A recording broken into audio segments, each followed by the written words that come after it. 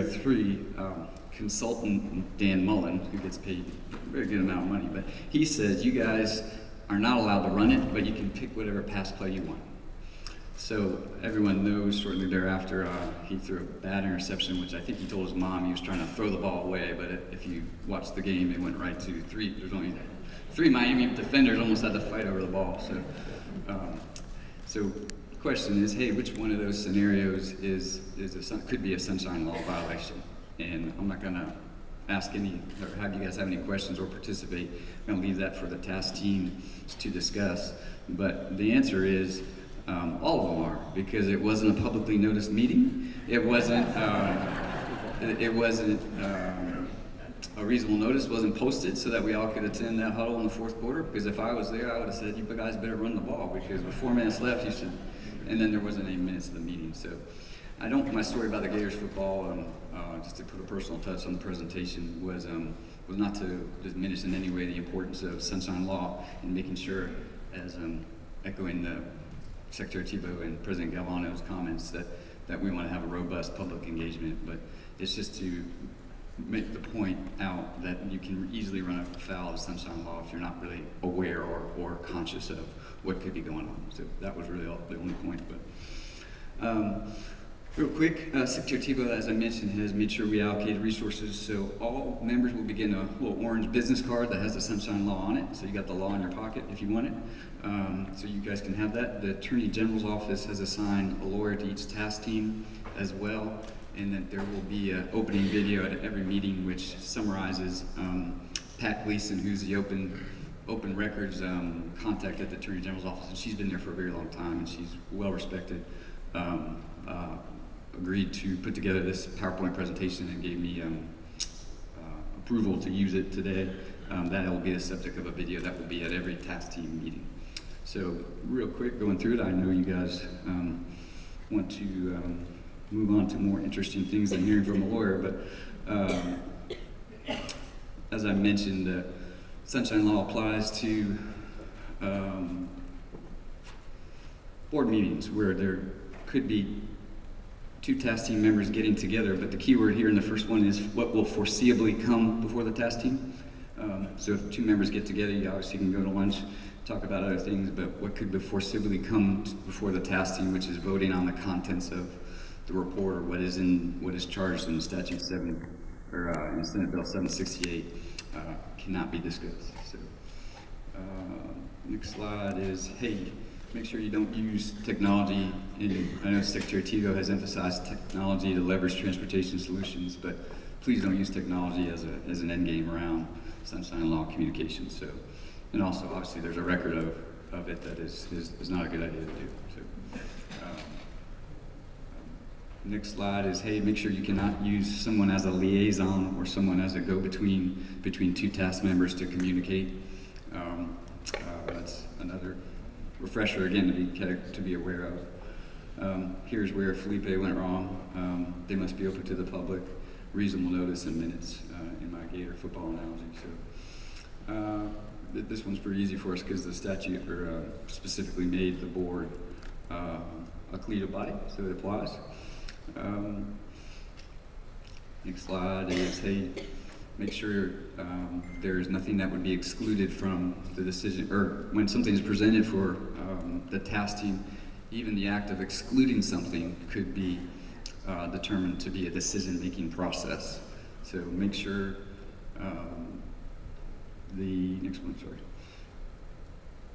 make sure the whatever is part of the decision-making process has to be in the sunshine. So anyone that has an interest in it, me as a Gator Fit football fan should have been allowed to say, hey, I really want you to run the ball instead. And so that is because it was affecting me, I should have the opportunity to comment. And that's the intent of the sunshine law. And we want to make sure we honor that intent. Again, exemptions are only created by the legislature, so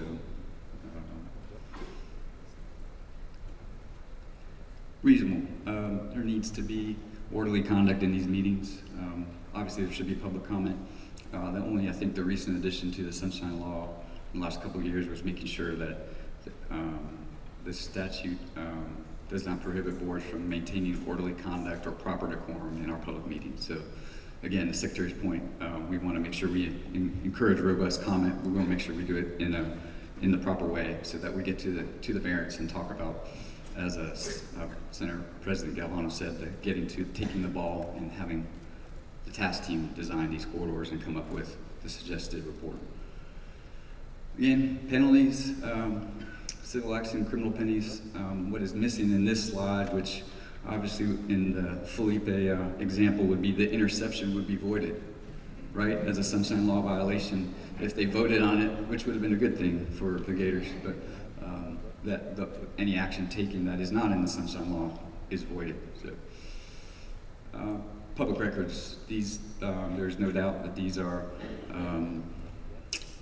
activities that are benefiting the department and that we are acting in an official business. So anything that is created or used to effectuate the task team's process is a public record. Public records law, most of the folks I think on the task team are well aware or maybe serving in another government capacity, but if you haven't, Florida has a very broad and diverse public records law, again, that you should be aware of. So, again, public records laws, requests will come in. If someone asks, you really don't have to get into any detail. Take down the information. We'll get someone to get back to you as soon as possible. That will be processed through the department in Howard and our DOT folks, along working with our facilitators. So, you got to respond to public records requests in a reasonable time, depending on the scope and the detailness of the request. It could be a short time or it could be a longer time. Can charge fees. If someone really gets into a very detailed and extensive request, the law allows for us to charge appropriate service fees. So, extensive labor, you can recharge a little bit more. Retention for other records, you got to keep it for a period of time. Most of the records retention is 4 to 5 years. So again, we'll be working through you with that. Again, penalties for public records as well as fees, civil action, and then possible criminal penalties as well. That, obviously a lot of people snicker at when the lawyer brings up the criminal penalties, but there are instances in the department's history and in others where criminal penalties can be significant, especially if there is an intent. So Sunshine Law is a significant issue that you should be aware of. The 3 lawyers, Diane, John, and David, everyone turns around, they're all the way in the back. They are from the Attorney General's office, and they will be assigned each of the task teams and attending their meetings and working with all you task members. They'll be working hand in glove with the facilitators as well, who are being assigned to the task teams as well. So I just want to make sure I pointed that out. With that, here's just some more records again that will be part of your video and any of the resources you need. Again, Pat Gleason with the Attorney General's office is a tremendous resource, and they have some really good information on their website as well. Hopefully I stayed on time here. Our Chief Engineer, Will Watts, is next. Thank you all for listening to a lawyer talk, one lawyer talk. And happy Tuesday, and I wish you well in your venture and the really significant thing that you guys have before you. And DOT is looking forward to working with you all to meet the challenge. So thank you all.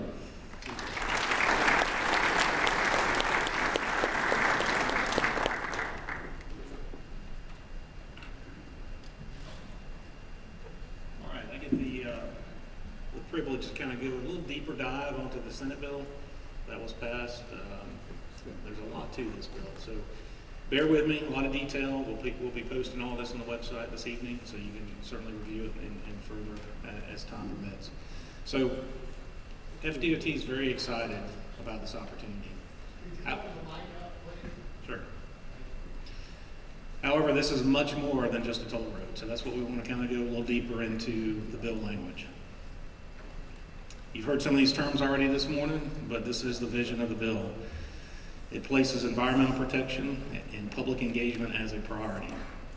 The purpose and objective of the multi-corridors of regional economic significance, or CORES, is to revitalize rural communities, encourage job creation, leveraging connectivity and technology, enhancing quality of life and public safety, protect the environment and the natural resources, and ultimately advance the construction of regional corridors that are intended to accommodate multiple modes of transportation and multiple types of infrastructure. Again, you've heard a lot of these terms this morning, but it's really the vision of the bill is to provide a lot of infrastructure. Hurricane evacuation, congestion mitigation, trade and logistics, broadband, water, sewer, you've heard that, energy, autonomous, connected, shared vehicle technology, all modes of transportation, mobility as a service, availability of trained workforce, skilled and traditional and emerging technology, protection and enhancement of wildlife corridors and environmentally sensitive areas, and of course, protection or enhancement of primary springs. So y'all have seen these maps. These are the 3 corridors. We'll just flip through these pretty quick. You'll get a lot more detail this afternoon. We got Suncoast from Citrus to Jefferson County, Turnpike extension from the terminus there in Wildwood, somewhere over to Suncoast, and then Collier to Polk County, the Southwest Central Florida connector. So the first year is going to be very busy with the task force. August 1st, Secretary Tebow named those members, and most of those members are here today to help us. It's a very robust team of state agencies, MPOs, regional planning councils, community folks, and our environmental partners. But we've got to get to an end game, and that's a final report by October 2020, which will include all the recommendations from these teams. And this is just a very busy slide showing how DOT is organized to try to support the MCOR program. You'll hear from the chairs here in a few minutes, and then the support staff reporting to Secretary Tebow.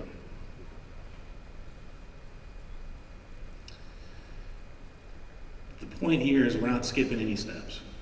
We're going to follow all of our normal production cycle processes of NEPA delegation, and if state funds are used, a project evaluation will be required.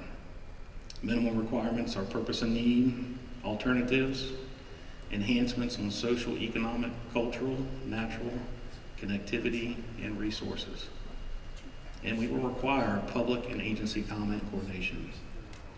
The bill also requires minimizing any impacts to conservation lands. The bill also has some very specific protection language when it deals with Suncoast and Southwest Central Florida. Back to water quality, agricultural land use, wildlife habitat, panthers and other critical wildlife, and enhancing crossings.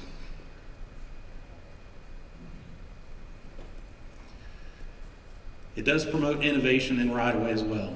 So we will use right-of-way not only to facilitate the typical section, but also combine right-of-way acquisition with the acquisition of lands or easements to facilitate environmental mitigation, ecosystems, wildlife habitat, or wildlife quality protection. As many of you know in this room, we've been studying these corridors for a long time, so we've got some background information and some basis of information to start from. US 19, Suncoast, and Northern Turnpike. Another element of the bill is workforce development. The 2 slides here just show distressed communities in the US, and then also unemployment rate. The workforce development portion is further defined and allocates $2.5 million for 3 years to help train our construction workforce.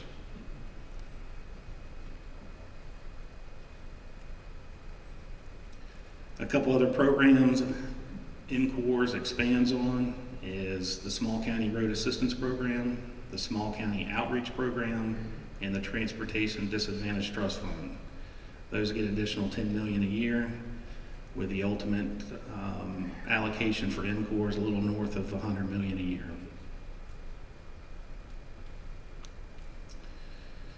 Don't want to go into a lot of detail, but this just allows us different bonding options when we get the feasibility plans finished.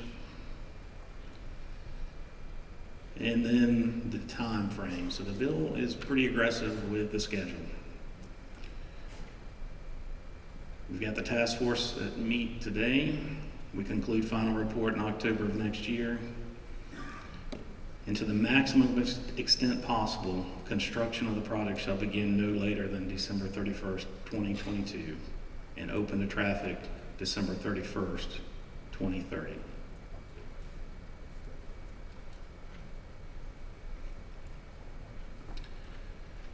All right, so the website is up and running. Please check back regularly.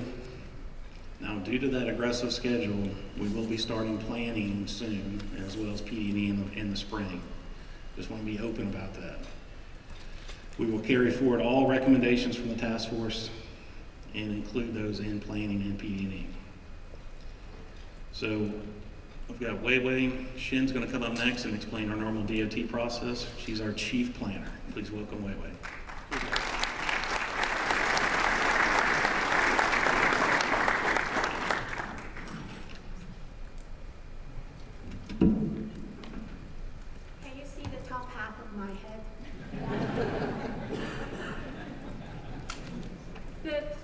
Presentation today focuses on 3 key topics.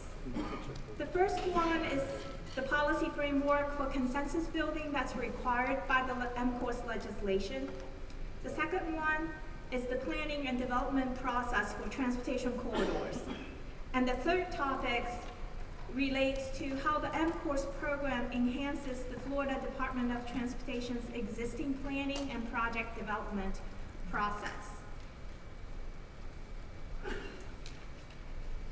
The overarching policy framework and transportation vision for FDOT and our partners are outlined in a plan called the Florida Transportation Plan, the FTP. This plan is developed by a diverse steering committee and with input from thousands of Floridians. The current FTP, completed in 2015, sets 7 goals.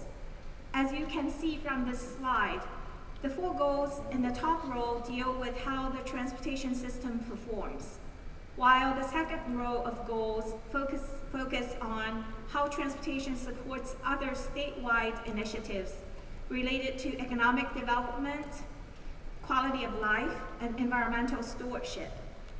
It is important to note that we need to balance all these factors to accomplish the state's transportation vision, which points to the type of proactive, multidisciplinary planning the MCORES task forces are charged to conduct. Many of the key elements of the MCORES statute were already encompassed in the Florida Transportation Plan.